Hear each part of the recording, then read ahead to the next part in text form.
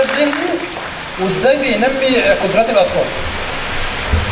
الحساب الذهني رياضة عقلية زيها زي أي رياضة.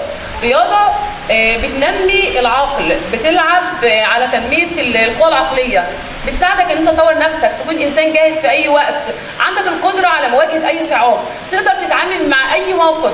احنا مش بنتكلم على الرياضة بس، احنا بنتكلم على الثبات الانفعالي، ازاي تقابل اي موقف وتتعامل معاه.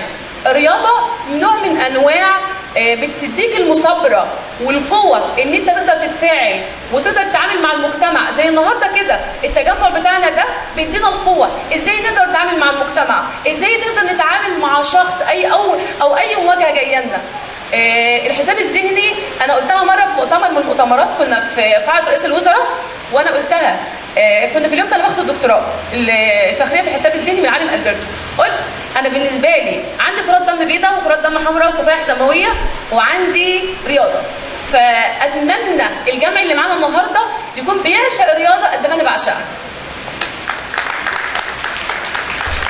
قبل ما نبدا انا عايزك تكلمينا وتكلمي الامهات على الفروق الفرديه للاطفال ارجوكي.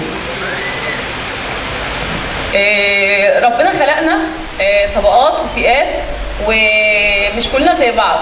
انا لو بصيت لايدي كده، ودايما اي ولي امر يقابلني اقول له نفس الحركه دي، صوابع ايدك كلها مش قد بعضها.